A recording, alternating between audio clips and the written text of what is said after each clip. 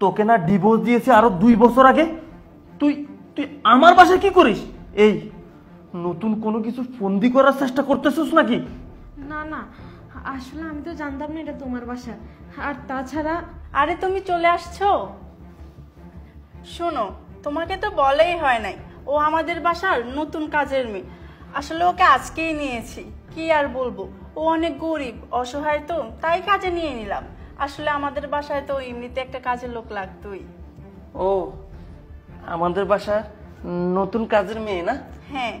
আচ্ছা ঠিক আছে, চলো। আচ্ছা চলো আমরা বেডরুমে যাই। আচ্ছা তুই ঝাড়ু দে, আসো।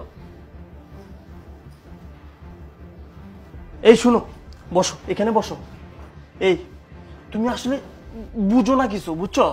যারা তারা তুমি বাসার জন্য কাজের মেয়ে হিসেবে রাখিয়া দাও। শুনো, মেয়েটাকে আমার কেমন জানি সন্দেহ মনে হচ্ছে, এই মেয়েটাকে চোর চোর মনে হচ্ছে।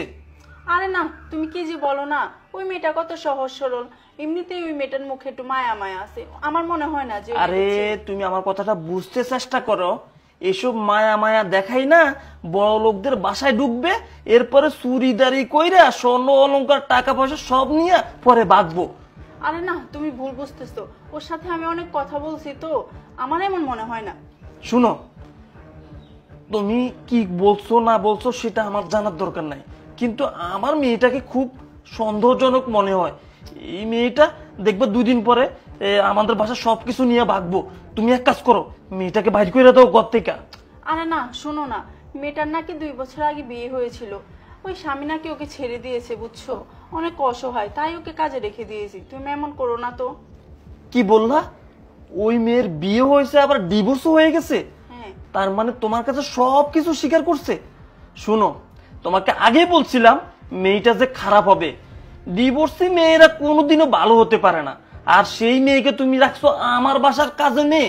শোনো, তোমাকে ভালো ভালো বলতেছি, মেয়েটাকে আমাদের বাসা থেকে বের করে দাও, না হলে যে কোনো সময় আমাদের একটা বিপদ হবে। আরে তুমি চুপ করো তো, তোমার মাথা শুধু উল্টা পাল্টা চিন্তা ভাবনা, ওই মেয়ে এমন কিছুই করবে না। আচ্ছা তুমি ফ্রেশ হয়ে নাও। শোনো, আমি একটু নিচে যাচ্ছি, আমার একটা পার্সেল আছে, বুঝছো? তুমি থাকো, ফ্রেশ হয়ে নাও।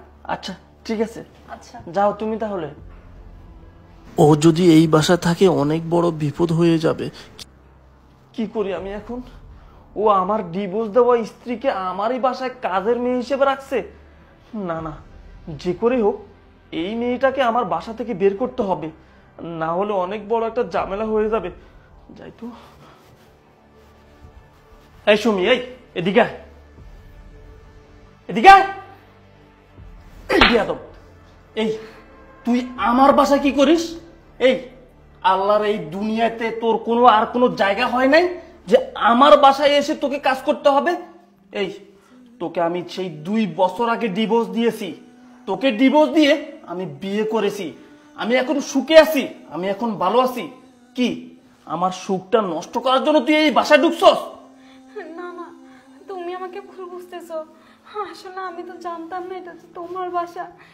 তাছাড়া আমার তো ভালোই লাগছে দেখে তুমি তোমার বউ নিয়ে সুখে আছো, কারণ তুমি তো আমার সাথে কখনো সুখে ছিলে না। আমি তো গরিব অসহায় ছিলাম, দেখতে অতটা সুন্দর না। তুমি তো নিজেই আমাকে ডিভোর্স দিয়েছো, আর তুমি আমাকে ডিভোর্স দেওয়ার পরে আমার বাবার বাড়িতেও ঠাঁই হয়নি, কারণ তাদের কাছেও আমি বোঝা হয়ে গিয়েছি। এর জন্য আমি মানুষের বাসায় কাজ করি। আর আমি যদি জানতাম এটা তোমার বাসা, তাহলে আমি কখনোই এই বাসাতে কাজ নিতাম না। বিশেষ করো, আমি তোমার সুখ নষ্ট করতে আসিনি। চুপ কর।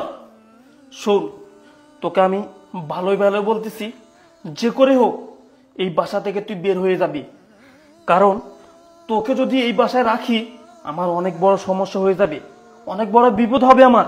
তুই এই বাসা থেকে চলে যাবি। তোর ম্যাডাম এখন নিচে গেছে, যদি ম্যাডাম এসে জানে তোর সাথে আমার সম্পর্ক বা তোকে আমি বিয়ে করেছি, তাহলে কিন্তু অনেক বড় প্রবলেম হবে। যা, তুই এক্ষুনি তোর ম্যাডাম আসার আগে বাসা থেকে বেরিয়ে যা।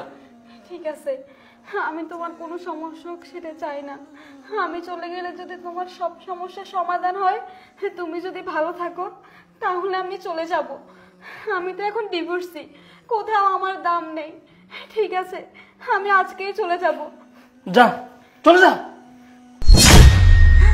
কি ব্যাপার, তুমি এখনো ফ্রেশ হওনি? তুমি এখানে কি করো? আরে শুনো, চেঞ্জ তো হবো, ওই যে তুমি বললা না মেয়েটা অনেক ভালো, আসলে সত্যি ও অনেক ভালো মেয়ে, বুঝছো? ওকে আমাদের বাসায় রেখে দাও, ভালো হবে। আচ্ছা তোমাকে একটা কথা বলি, হ্যাঁ বলো। তুমি কি ওকে চিনো? আমি আমি ওরে চিনবো? না না, আমি তো ওরে চিনি না, এই প্রথম দেখলাম। ওরে চিনি না তো আমি। থাক, আর মিথ্যা কথা বলতে হবে না। আমি দরজার আড়াল থেকে সবই শুনেছি যে ও তোমার আগের স্ত্রী। মানে তো তুমি কি বলতেছো? ও আমার আগের স্ত্রী? আমি ঠিকই বলতেছি, ওরা গরিব অসহায়, তাই জন্য তুমি ওকে ডিভোর্স দিয়ে দিয়েছো। হ্যাঁ, আসলে আপনি ভুল শুনেছেন ম্যাডাম, এরকম কিছুই না।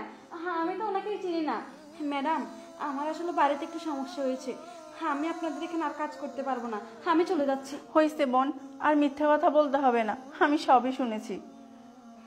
দেখো, তুমি যা শুনছো সব সত্য। আমি ওকে বিয়ে করেছিলাম, ও গরিব ঘরের সন্তান। আমি ওর বাবাকে বলেছিলাম আমার বিজনেসের জন্য আমার কিছু টাকা লাগবে, কিন্তু কিন্তু ওর বাবা আমাকে কোনো কিছুই দিয়ে সাহায্য করতে পারেনি। তাই ওকে রেখে আমি কি করব? আমি যদি আমার লাইফটাই পরিবর্তন না করতে পারি, তাহলে এরকম মেয়ের সাথে আমার কোনো সম্পর্কই থাকতে পারে না। তাই আমি ওকে ডিভোর্স দিয়ে দেই। চুপ করো, তুমি একজন লোভী। তুমি একটা সাধারণ গরিব মেয়েকে বিয়ে করে ডিভোর্স দিলা শুধুমাত্র তার বাবার টাকা নেই বলে। তাহলে আমাকে কেন বিয়ে করলা? আমার বাবার টাকা পয়সা ধন দৌলত এগুলো আছে বলে। তুমি কেমন মানুষ? আমি আজকেই বাবাকে গিয়ে সবকিছু বলে দিব। না না ম্যাডাম, আমার জন্য আপনারা আপনাদের সংসারে কোনো ঝামেলা করবেন না দয়া করে।